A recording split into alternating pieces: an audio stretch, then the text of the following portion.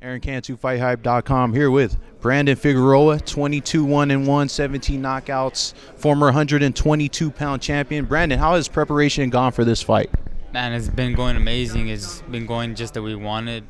And, just training here with my brother has really motivated, pushed me.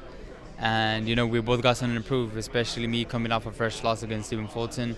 Close fight, but now we're here, moving on to the next chapter. As you can see, the winner of the main event, if everything goes my way, I fight them.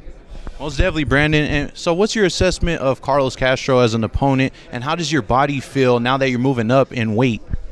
Carlos Castro is a great opponent. I know he's going to come hungry too, coming off a fresh loss also.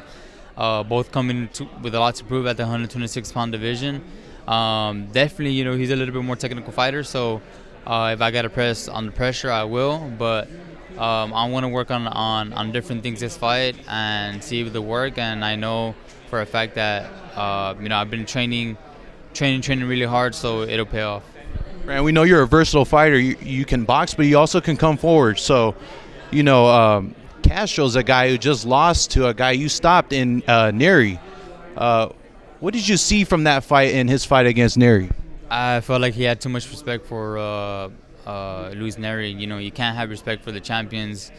And I know he got knocked down, but that's why you got to get back up and keep going forward. But I feel like he just got a little bit intimidated, scared, had too much respect.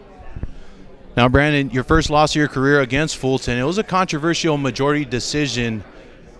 Where do you feel you've grown since that fight? What did you learn from that loss? Definitely just be a little bit more patient, be a little bit more technical, use my abilities more to my use, especially, being smarter in the ring. I mean, I can pretty much do it all. I just have to get back to the drawing board, and I did, and I went back, tweaked on some things, trained, and, I'm just so excited for Saturday to come to put it all together. Most definitely, man, and obviously you want a rematch with Fulton. When do you think you could get that rematch? You think it'll be at 126 pounds? Yeah, I feel like more than likely it'll be at the 126-pound division, because making 122 again, man, it will be just dumb for me. I wouldn't want to put my body through that no more. I'm growing. I feel like I'm getting more muscle mass. That's the reason why I struggle so much. So I feel like at this weight it's just perfect for me. Last thing, man, who are some of the fighters you emulated or you looked up to growing up? And if you get an emphatic win on Saturday, are you going to want to jump in straight away to a title against the winner of the main event? Yes, sir. That's what we're here for. We're here to fight the best. We're here to fight the champions. We're here to become a champion. And, we're not scared of no one. We're not scared of any challenge, any obstacle. We face it head on, and I'm just so excited and prepared. Good deal. Hey, Brandon, I want to get your take on a couple things in boxing because you're a boxing head.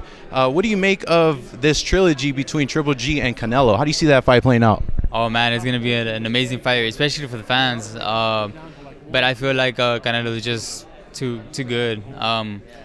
But who knows? I mean, maybe Triple G might come back with something. But I feel like right now Canelo is just on another level.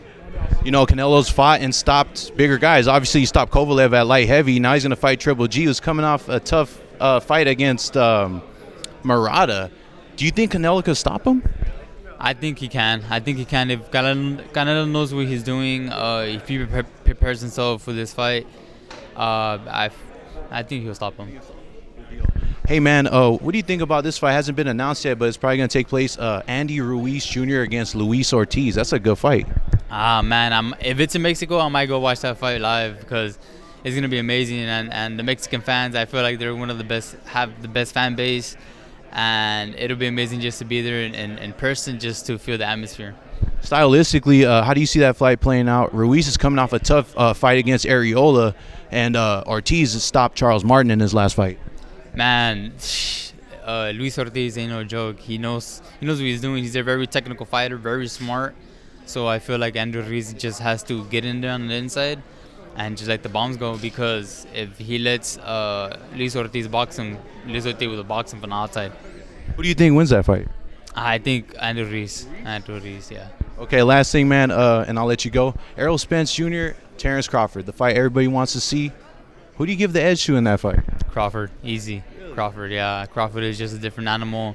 Switch to both lefty-righty, power in both hands. He's he's just so versatile, so smart. But I don't take nothing away from Errol Spence.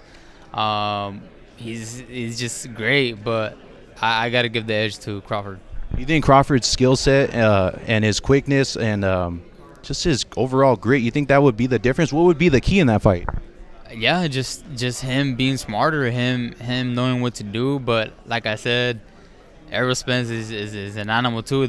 It's two animals going against each other, two lions, and I don't know. At the end of the day, it can go both ways. Yeah. It's a hard choice, but I got to give it to Crawford. Thanks, bro. I appreciate you. God bless you.